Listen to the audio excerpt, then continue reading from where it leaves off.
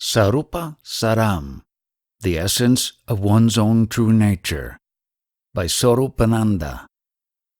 Sorupa Saram, also known as Swarupa Saram, when it is spelt in the Sanskrit way, is a Tamil Advaitic work that was composed by Sorupananda, a distinguished Tamil saint and guru who lived near Viray, a Tamil town, probably around the end of the 16th century. He is associated historically with Tatvarayar, an eminent scholar who was also his sister's son. The following biographical information about them has been taken from a Tamil introduction to Sorupa Saram.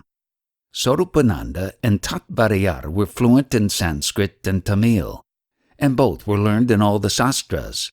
However, the true realization dawned upon them that the profit to be gained from this limited knowledge, however praiseworthy, did not have the power to grant freedom from birth in the way that true knowledge does.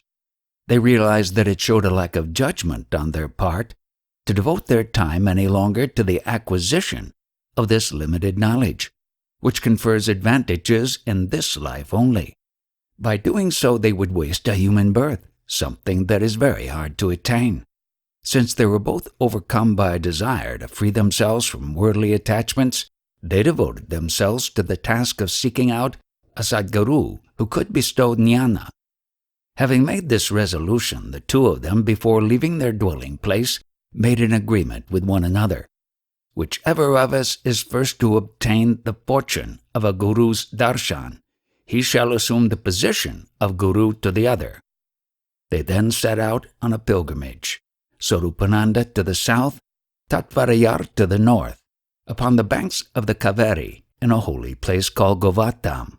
Sorupananda had a miraculous experience in which he attained a tranquility of mind that had thus far eluded him. This occurrence is due to the presence here of some great Mahatma, he decided.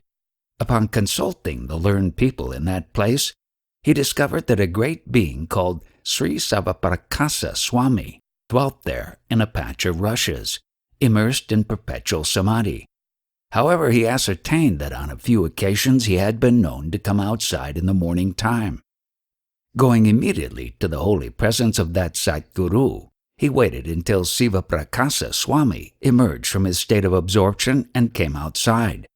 Making obeisance in the proper manner, he beseeched him to accept him as his devotee. When he had received the Guru's grace, Sorupananda waited for Tatvarayar's return. Tatvarayar had traveled to the north, but he had not obtained the darshan of any guru. When he lost all hope of doing so, he gave up his search and returned to the south. On his way, he had the good fortune to meet Sorupananda, who by that time had realized the self. Tatvarayar then received the grace of his uncle. While Sorupananda and Tatvarayar were peacefully dwelling in this way as guru and disciple, Sorupananda one day ordered that oil be brought for an oil bath. Since that day was Amavase, new moon, the disciple was acutely aware of the sastric injunction that an oil bath was forbidden on the day of the ancestors. But today is Amavase, he said. On hearing this, Sorupananda said, "What have all the prohibitions of the sastras to do with sadhus? Although you have dwelt in my presence for many days, you remain unable to free yourself from the constraints of the sastras. Is there really any advantage in your remaining here any longer?" Thus, by means of this question and answer, he confirmed his suspicion that for Tatvarayar birth was not yet at an end. Tatvarayar was shocked by these compassionate words from his guru. Realizing that he had not yet succeeded in eliminating his vasanas, he was filled with remorse. He came to the following decision. Rather than remaining here and besmirching the holy presence of my guru, it would be better to drown this sinful block beneath the ocean.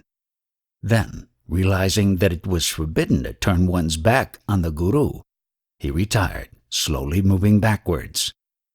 When Tatvarayar was departing in this way, meditating on his guru, the devotees who were accompanying him took down the gems of truth that came out of his lips as his divine utterances and submitted them to Sorupananda. These words were published jnana texts that are revered even today. When Sorupananda saw these works, he was astonished by their profundity.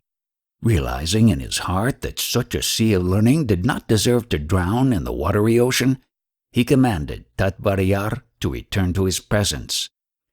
As soon as Tatvarayar returned, Sorupananda said to him, "These difficult works, useful as they are to yourself, will not easily benefit the world as a whole. Compose, therefore, a simple work that everyone may understand and win salvation from." After giving this command, Sorupananda went off to eat. In accordance with his guru's wishes, Tatvarayar composed and completed Sasivana Bodham while his guru was still eating. This work became part of the Mohavate Bharani. Ramana Maharshi was particularly fond of the next development in the story. This is how he narrated the story. The extract is from Day to Day with Bhagavan, 21st November 1945. Tatvarayar composed a Bharani, a kind of poetical composition in Tamil, in honor of his guru, Sorupananda, and convened an assembly of learned pandits to hear the work and assess its value. The pandits raised the objection that a Bharani was only composed in honor of great heroes capable of killing 1,000 elephants, and that it was not in order to compose such a work in honor of an ascetic. Thereupon the author said, "Let us all go to my guru, and we shall have this matter settled there."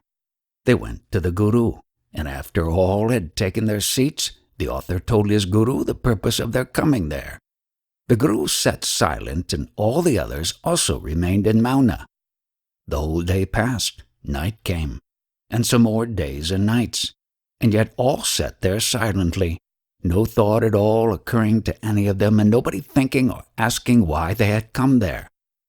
After 3 or 4 days like this, the guru moved his mind a bit, and thereupon the assembly regained their thought activity. They then declared, "Conquering 1,000 elephants is nothing beside this guru's power to conquer the rutting elephants of all our egos put together, so certainly he deserves the Bharani in his honor." Though Tatvarayar was the author of many verses, most of which have disappeared, Sorupananda himself only wrote one poem. This was Sorupa Saram, a distillation of his Advaitic experience. This work was highly regarded by Ramana Maharshi. When he gave Annamalai Swami a list of 6 books to read, he included Sorupa Saram on a list that also included Kaivalya Navaneetam, Ribhu Gita, Ashtavakra Gita, Ellam Ondre, and Yoga Vasishta. This recommendation puts the text in very distinguished company. Benedictory verse addressed to the self. May the unique self which appears as various objects in the same way that gold takes the shape of the mold into which it is cast, be our support and guide for composing this work, Sorupa Saram, which proclaims that the nature of the world is only consciousness. Since the 3 kinds of differences do not exist, everything is only consciousness. The certainty of the existence of consciousness is stated in this way. Since there is nothing at all that is different from consciousness, the 5 elements along with the 5 senses and the 5 organs of sense, all these are consciousness only. Whatever is in the beginning, in the middle, and in the end, all these are also consciousness. The indescribable illusion is also consciousness. The one who perceives everything and the act of perceiving are also consciousness. Is there a logical way of concluding that everything is consciousness alone? Yes, there is. All the world's diversity which derives from the misperceptions of the mind and which appears to be real, is it not the witnessing consciousness alone? Hence everything, beginning with liberation and including purity and impurity, joy and misery, that which is and that which is not, is only being. If all is being, do objects appear as one's own self, which is being consciousness bliss? Yes, they do. In whichever direction I look, there is absolute perfection. The real nature of all the holy waters is blissful consciousness. The real nature of all the verses praising the Lord is bliss. Apart from me, what other form can exist? Is the above statement merely verbal, or is it experienced? It is experienced as well. My guru instructed, Sir, the world appearance and its substratum, all these are you. There is no one who does not say, I. Therefore, inquire thoroughly into the I. If this is known intently and thoroughly, one can say, I, myself, am pure consciousness. Hence, I am the primal entity. Which entity has this experience of the self, and when did the experience arise? It is experienced by myself, and the experience is ever present. I saw my real nature as pure consciousness. I see only myself, and not the great multitude of the world. Simply because I had not looked at myself thoroughly, did I at any time cease to exist? If everything is only the self, why are the names many? The many names do not make the self multiple. Since everyone abides as I and declares himself to be I, right up to the Iswara, there is nothing other than me. The same person is addressed differently as son, brother, and father. But for that reason, will the body of the person become different? If so, the known and the knower will be different. No, they won't be different. It is myself who remained as the seer, I. Those objects that were rejected as not I, these too are myself. It is like someone who goes to sleep at night as himself, manifests in dream as the form of the seer and the world, and then wakes up as himself. What is the inherent nature of the self that's shown as everything? It is shining by itself as itself. The self that shines as the body, as the beloved soul, as all the actions, as ignorance, as the enjoyment of true knowledge, as the blissful reality, and as the one consciousness, that indeed is my own real nature. Is it possible to give a true name to the self that shines by itself? As it is a transcendental experience, it is not possible to give it a name. They will describe it as bliss, as transcendence, and as the witness of all that remains at the culmination of the 4 Vedas. What designation might I apply to my real nature, which are all the treatises on jnana are unable to track down? If it is transcendent, there is no scope for inquiry. It is therefore necessary to indicate and signify it in some way, as it is everything and as it is nothing. It is beyond description. Is it I? Is it that? Am I that? Is that I? Is it shining jnana? Is it the source of all sounds, nadanta? Is it mauna? Is it the pure state of Suddha? Is it a void? The self-shining natural state is all these, and none of them. If it is said like this, none can realize the self, and so there can be no realization. Hence, a name should be given. The following are names given by the Vedas. Enlightenment is I, liberation is I, perfect bliss is I, being is I, consciousness is I, tranquility is I, purity is I. That which is unique and beyond the scope of the Vedas is I, pure consciousness, the source of all, is I. Are all these descriptions experienced? They are experienced and also transcended. My son, I became and dwelt as the indescribable experience, transcendental joy, and everything else. I felt no need to declare, I have rid myself of the misery-causing karma. I recovered myself and have been freed. What is the benefit arising from this experience? It is becoming the ruler of the kingdom of liberation. I obtained the supreme lordship that is never lost. I burnt up the pair of opposites, happiness and misery. I gave up the life of the body forest, which tormented the mind. I entered and occupied the house of liberation. What play will this king witness on his stage? He will witness the dance of the three avastas, waking, dreaming, and sleeping. In the waking state, I will witness the dance of the 5 organs of action and the 5 organs of sense. In dream, I will witness the dance of the mind. In thought-free sleep, I will dance the object-free void dance. However, I will always remain as the exalted essence, the self. Where was this experience when you were regarding happiness and misery as I? Then, too, I was remaining as the self. I was nothing else.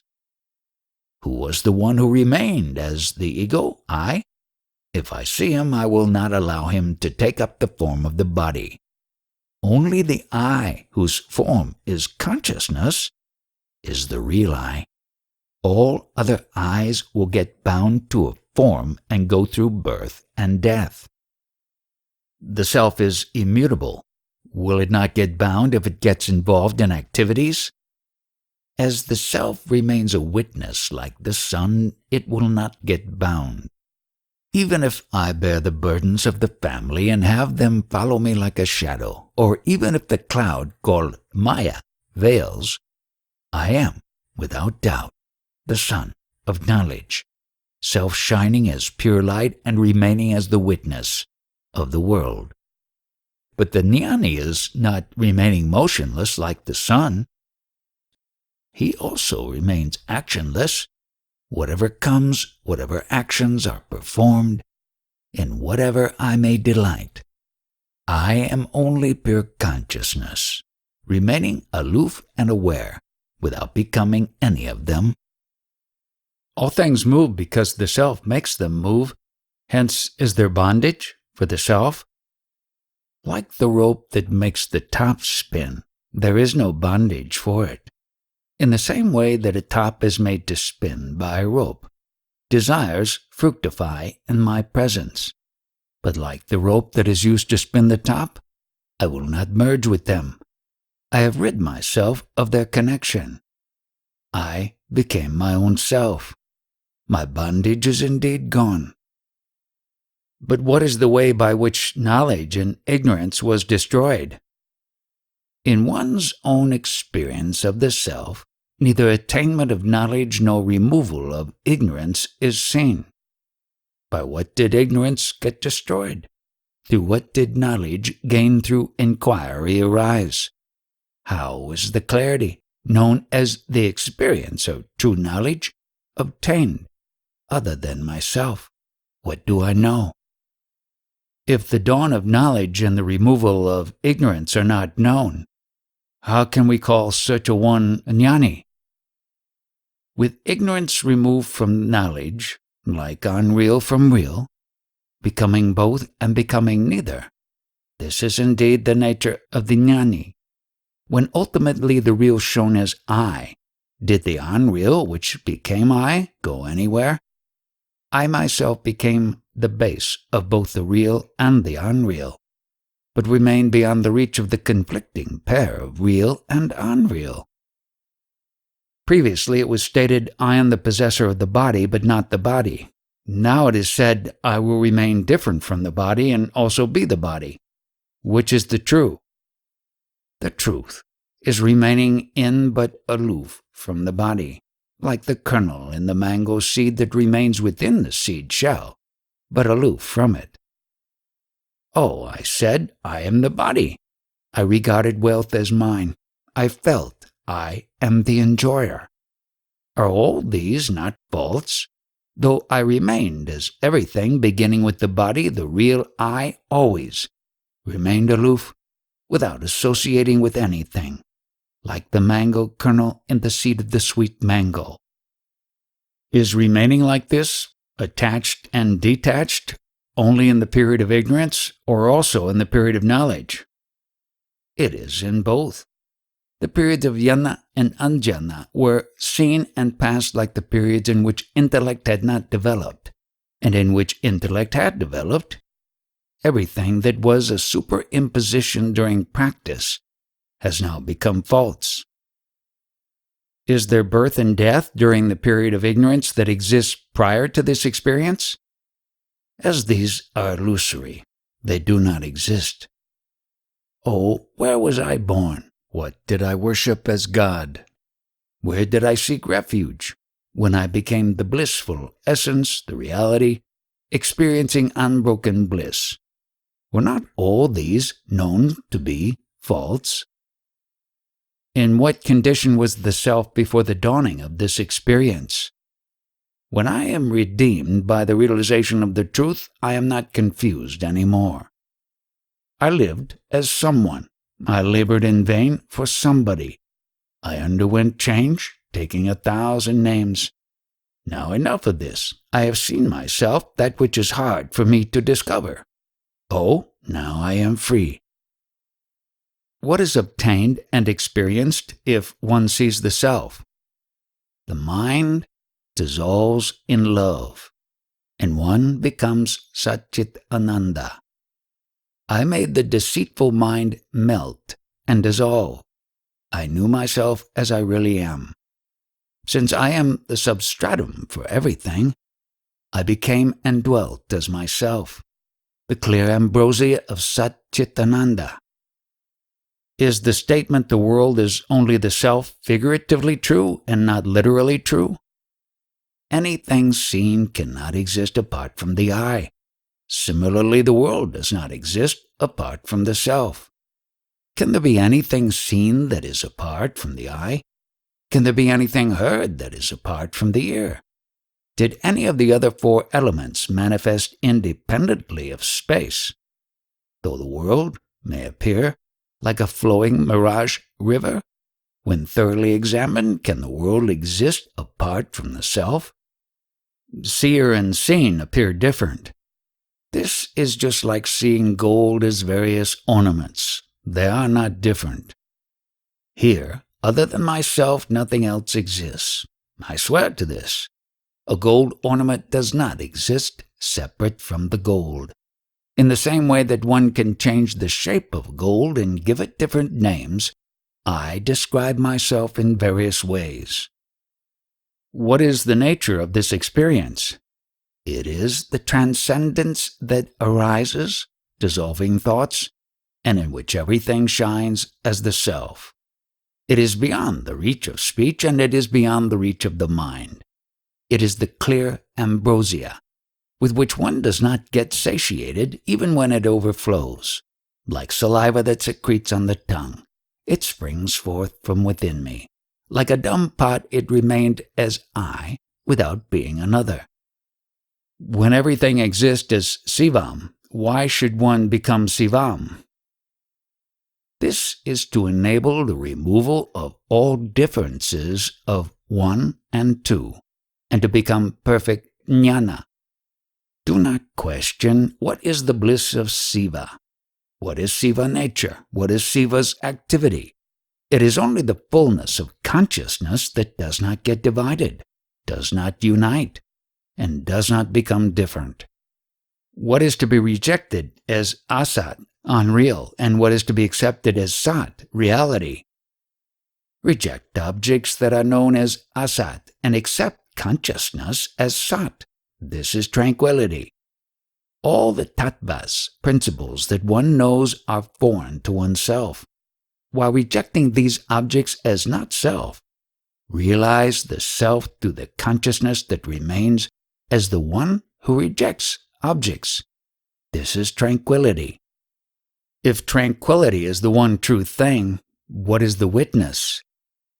Tranquility is itself everything, beginning from the witness right down to the svanubhava, one's own experience. It is sivam, the state of realization.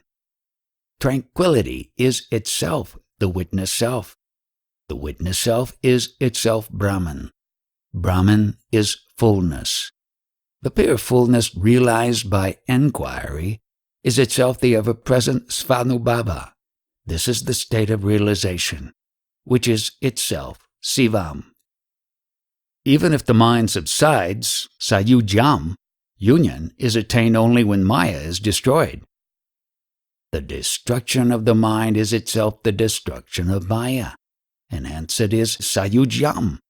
I have seen the way of the birth of the mind that leads to the birth of the world and the birth of the doer, the ego I. The non-subsidence of the mind is itself Maya.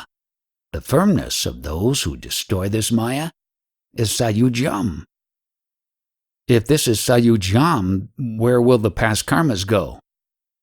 In this experience they will disappear without leaving a trace. I rid myself of the fear that arises from the misery of imagining. I underwent an endless succession of births and deaths. All of the ancient world has become the vast empty expanse that is my own self, since everything other than myself is false. When there is such an experience, why perform karma? When this experience has not arisen, actions are performed.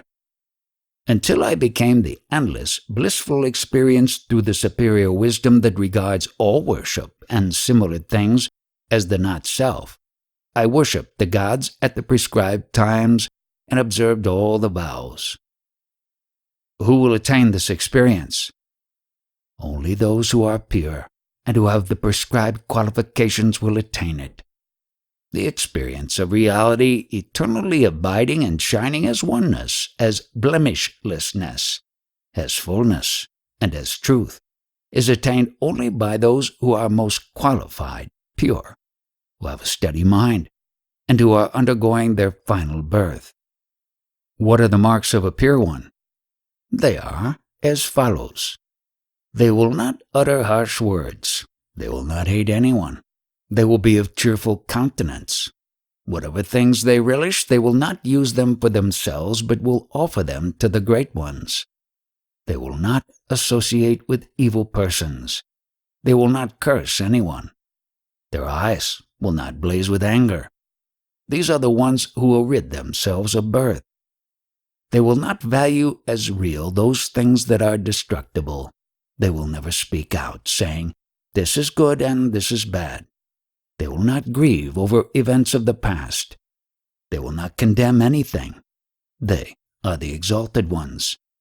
They will not speak contemptuously of the ordinances of the Vedas. They will not remain without chanting and melting with devotion as long as they live. They will not forget death. They will not get attached to this world through the weakness of mind. They are the ones who will not be born again. They will not experience at all sudden movements of the mind. They will only desire to know the path of salvation. Their minds will not get immersed in attachments, saying greedily, "This is my wealth, my house, my wife, and my children." Such are the mature ones. Will they care for things that are valued by others as desirable and not desirable? When one really looks, those who become tranquil and eternal, who experience truth and abide in the final state, are few in number. Those who do not see anything other than their self here and in the hereafter, who are beyond both and without any division, will they degrade themselves by not regarding as trivial this phantom-like world appearance that is an illusory play of the sankalpas? Sastra vasana, a latent desire for scriptural knowledge, or the vasanas of knowledge and ignorance, will these too not arise in those jnanis even through forgetfulness? As these are vasanas, they will not arise. During every superimposing avastha, The liberated one clearly knows that the illusion of sound and the illusion of real and unreal are only the illusion of the mind, because he knows that the superimposed avastha that appears and disappears is false. If this is so, for such ones what constitutes the worship of God? Worship is only seeing the self. The great tapasvin devotedly worships with the flower of tranquil space, and with the mantra of aloneness the deity, who abides as the expanse of consciousness in the temple of the body. Who can equal those who live forever, revering such jnanis? Why does everyone not perform this worship? Because of ignorance. When the three prime fruits, mango, jackfruit, and banana, along with rice pudding made with milk, are right in front of them, they will long for food vomited by a dog, without knowing that we ourselves are the great essence, the basis of all things and all powers. They become slaves of the mighty. This concerns the fate of those who insult jnanis. They do not know fairness and rectitude. They do not know the phantom-like nature of the world. They do not know themselves. They do not realize the disgrace that arises from their ignorance. They are dark within themselves and without any reason insult those who are good, the righteous. Which way will these people go? Are all books other than jnana scriptures that speak of supreme bliss not true? No, they are not true. The 5 flowers are his arrows. The 6-legged beetle is the bowstring. The soft sugar cane is his bow. This formless Cupid is a valorous warrior. He will infect everyone with powerful lust. All this is false. Similarly, is all this barren world appearance true? You yourself reply. Are time and so on false? To those who are not attached to anything, they are certainly false. Be it time or God or karma or illusory observances, the workings of the mind, the great enthusiasm that accomplishes things, to him who is not attached in any way, where's the question of taking them to be either good or bad? Are they, time and so on, at least necessary for the body? Since the body is not self, they are not needed. Why are they born? Those cunning ones who do not seek their self? What is this body that has come into being through food? Who is the I? How many were the bodies that were discarded before? Innumerable were the bodies that were taken with delight again and again. But are all these jivas reflected consciousness? As there is no knowledge without the guru enabling one to know, there are only reflected consciousness. To reveal the unreal as unreal and the real as real, truly a guru was needed. Alas, all the jivas becoming kings and achieving greatness are only reflected consciousness. Why should the one Brahman appear differentiated as many, as reflected consciousness? To those who do not see it as one, it appears as many. What is the truth of the world reflection that appears in the one Brahman, but does not appear as one? Like the scenes that appear to the vision of a bewildered person, the world appears as many only to those with defective knowledge, and who therefore do not see it as the one reality. When all is one like this, what is the reason for not seeing it as one? I do not know the reason for not knowing the self that exists as one's own self. What a wonder it is that one seeks the self without knowing the self. What can I say of this? Know that this is like a person in this world standing neck deep in water, having his thirst unquenched. What else can we say? What is the way to see the self? By abiding still in the self. This is the essence of inquiring into the scriptures.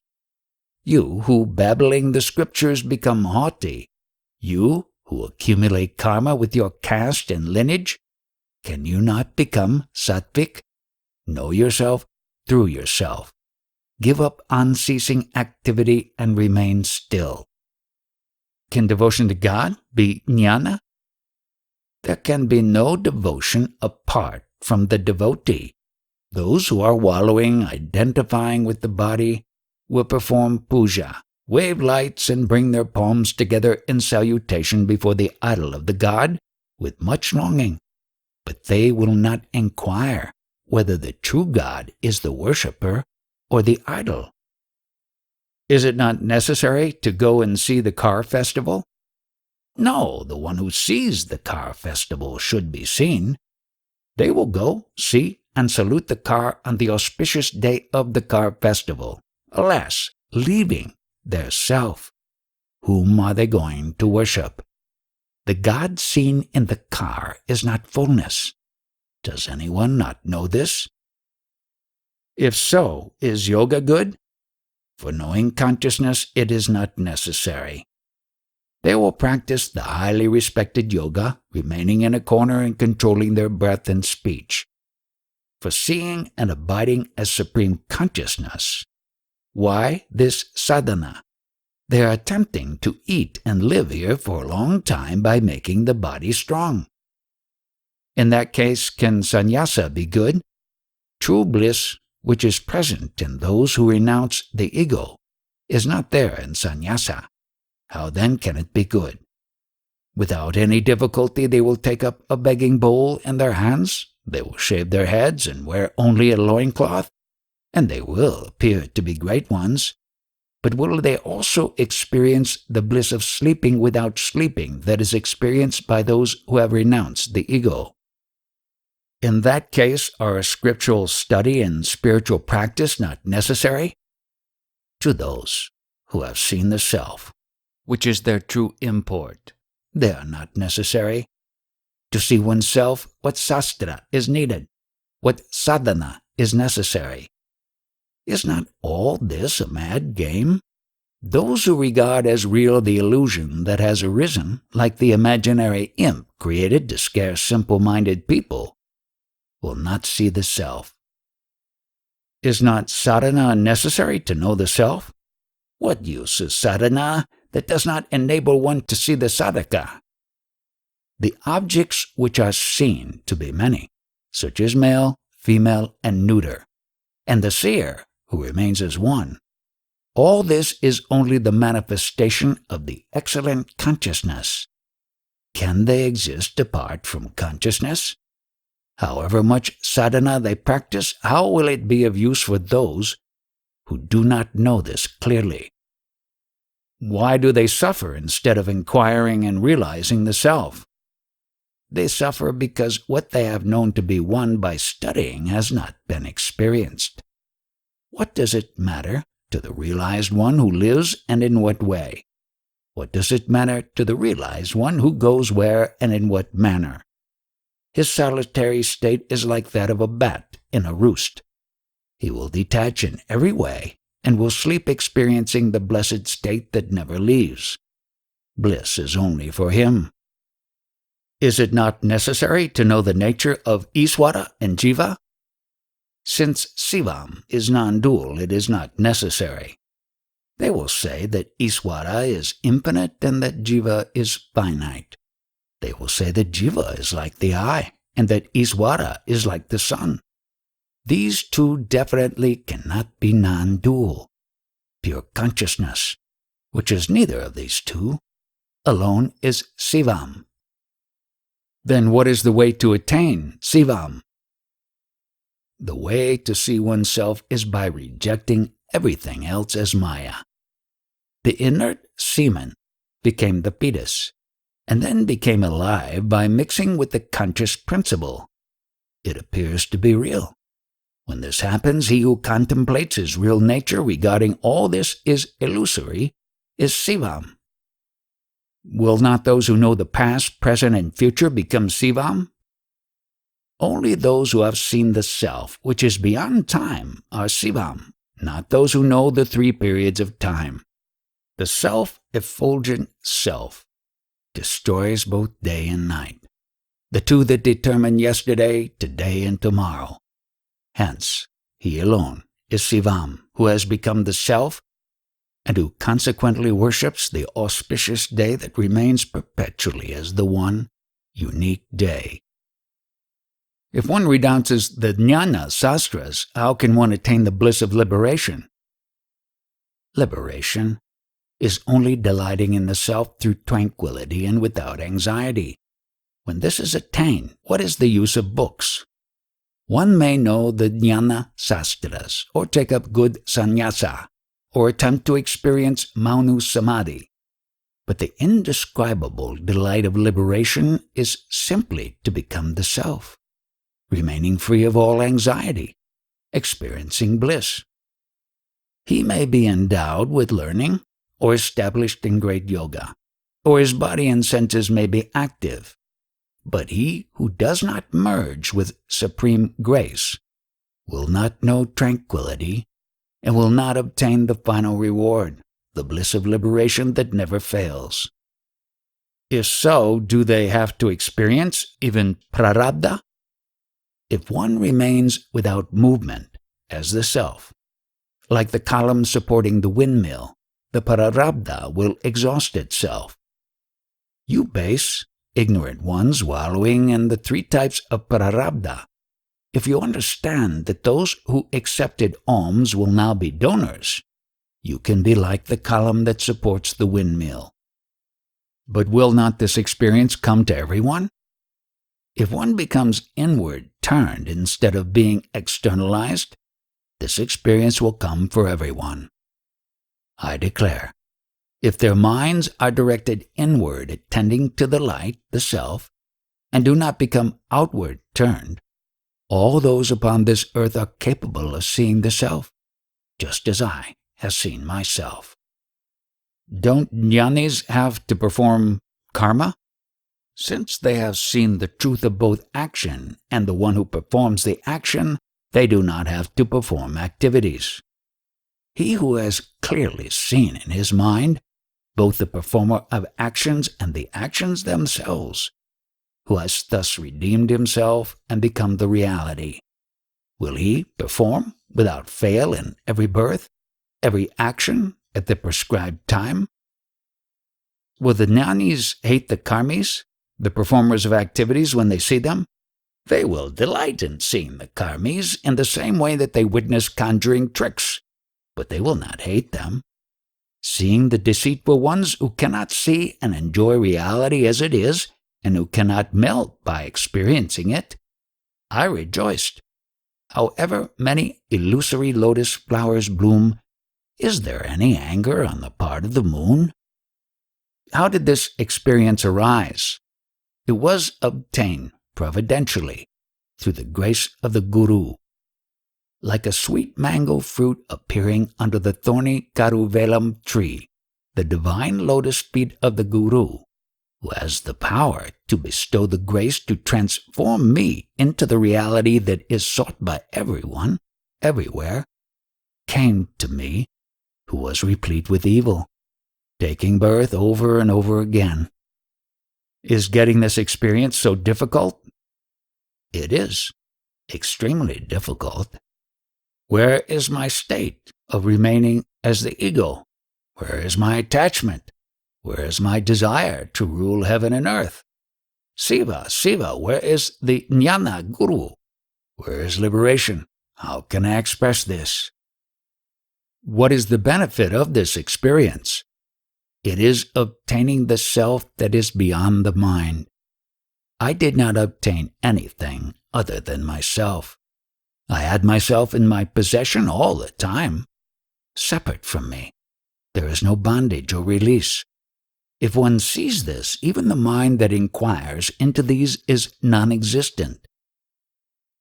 As soon as one obtains this experience, who should be worshipped? The Guru, the I, and the body should be worshipped, seeing them as one's own self. I will worship as my own self the gracious Guru who showed everything to be like a conjurer's trick, or the self that is realized after thus scrutinizing everything, or the body temple that came into being to terminate the evil of birth. How to get rid of the vasana of the gross body? It should be rejected by seeing it as the form of food. You, body, who remain as the sheath of food. If you do as I tell you, you will experience bliss as long as you live. I swear this. Do not go near evil and useless vasanas. Whatever comes according to prarabdha, remain a mere witness. How to remove or be rid of the sense of perception? They should be removed by seeing them as the self. O senses, you cherished and nourished me all these years. Now I have become blissful consciousness. Even you, who appear to become different from me, I have come to know as myself. Henceforth remain one with me, without becoming divergent. How to be rid of desires?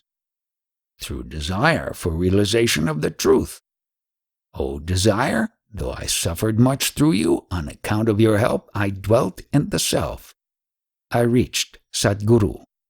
Through you, in liberation, I have, along with you, become the self.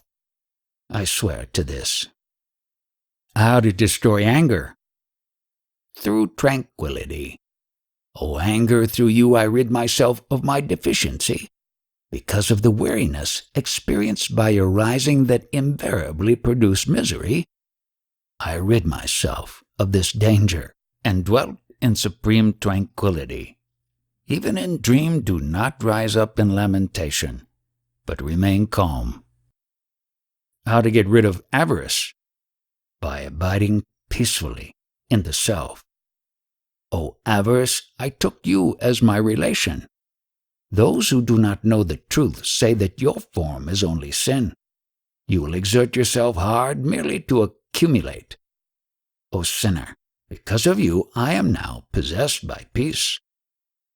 How to dissolve the mind? It should be dissolved in the self, which is its basis. O mind, I myself am you. You yourself are me. Despite being so deceitfully, you forgot me. That I am surrendered to you is also true. But do not remain different from me, the reality. My mind, you roamed about, labored hard, and learned many arts, seeking a way to make a living. You sought and gave me a Sadguru. To you who were so considerate to me, what help did I render in return? O mind, just as I once remained assuming your form, now you have come and merged with me as my own form. Is there anyone like you who values the virtue of gratitude? Dwell, henceforth, in the loving care of the Supreme State, without returning to your prior form. O mind, you remained right from the beginning without renouncing love towards me. Through that love you gave me the benefit of cultivating all the virtues of a devotee, beginning with forbearance. You removed desire and its progeny. Now, like me, you remain still through good and proper discernment. Will the mind subside through the above means? If it is firmly established in the experience of the self, it will then shine as consciousness and remain still. As my mind roamed about, I too was similar to it, thus allowing myself to remain in an unquiet state. With my mind remaining still and motionless, I too remained similar to it, shining and dwelling like gold. Are there no likes and dislikes in this experience? Since everything is experienced as the self, these do not exist. Whatever is to come, let it come. Whatever is to leave, let it leave. I will not reject even a life of living on alms as defective. Neither do I desire even the state of Brahma. I became all actions. Will he worship God? He has no worship other than the worship of seeing everything as his own self. What I extol everywhere is only myself. What I worship everywhere as God, that too is only myself. In all places, sitting, lying down, and running are all performed only in myself. I myself am the enjoyer and that which is enjoyed. Is this the experience of all jnanis? There is no experience other than this experience of the self. He who has attained liberation will see, as not different from his self, all this world that rises in the self, which remains in the self, and which merges in the self. Will he see it as opposed to his self? Will likes and dislikes arise in him? As everything has become his self, they will not arise in him. For what will he desire? For what will he rise as I? For what will he experience envy and malice? He will dwell as the unmoving support for everything, as the sum of all things animate and inanimate, like the great Meru mountain that is the axis for the seven worlds. Will not this experience cease? Even if the creations of Iswara falter, this experience will not cease. Even if the cardinal points change, even if the moon gets burned, fire becomes cold, or the sun travels north to south, the self-state of the liberated one who has inquired thoroughly into the primal state will not cease. How to determine those with such experience? They remain unruffled in joy and misery. They should be known by taking this as the hallmark. Only he is a jnani whose mind does not get agitated, who does not identify with and desire objects before him, and whose state of purity never wavers whether he lives on alms and poverty or enjoys the illusory state of being Brahma. Will they not care for praise and slander? No, they will not. Some may utter praises and worship, or evil and cruel ones may utter words of slander and insult. But the jnani's mind will not associate with them.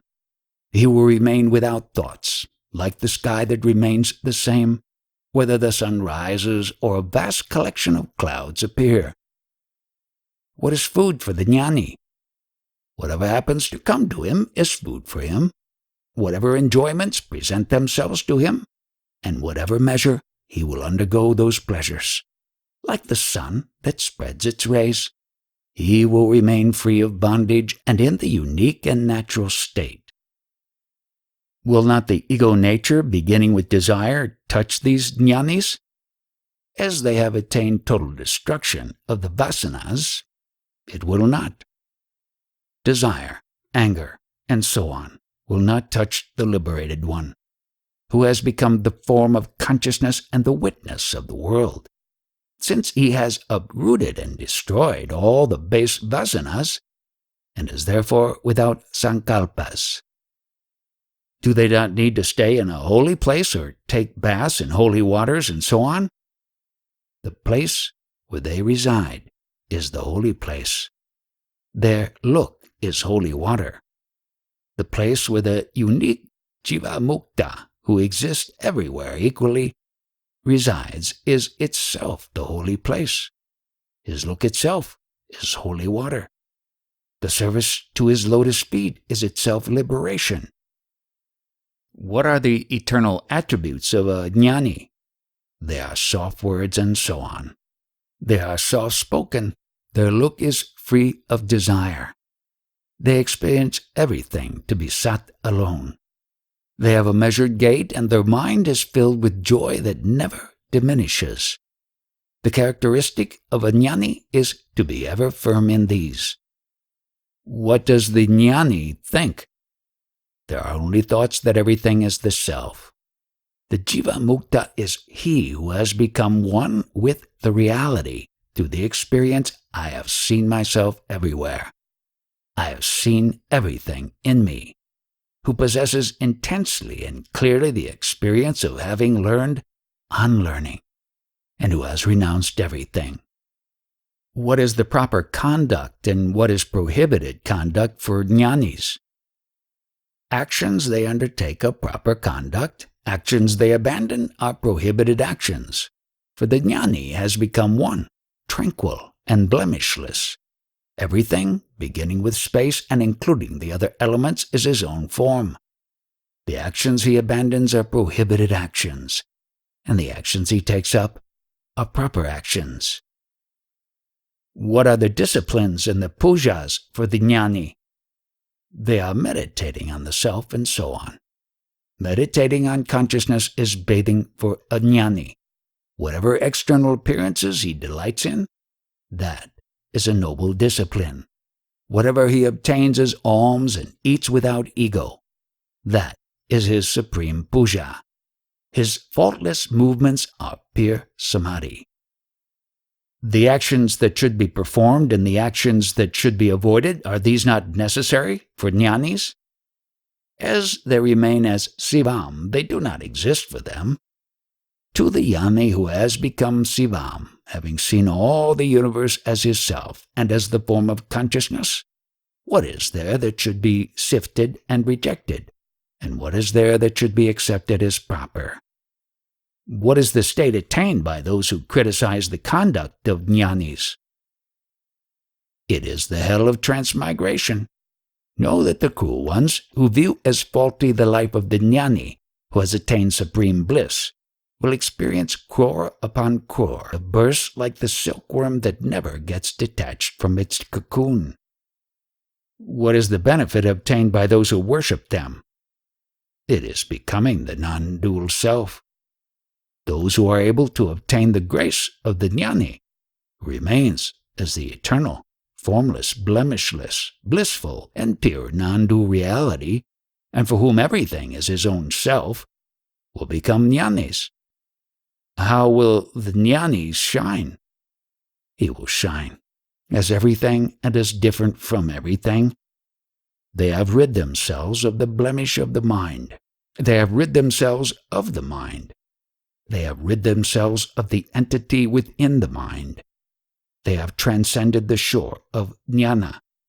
They have rid themselves of the blissful state of consciousness, the supreme.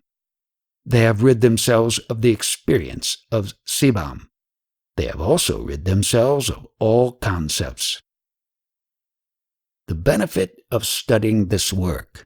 Those who are able to enjoy through their 2 ears the savor of Sorupa Saram, which describes the experience attained at the proper stage of ripeness, will be able to see the entire world as their own self.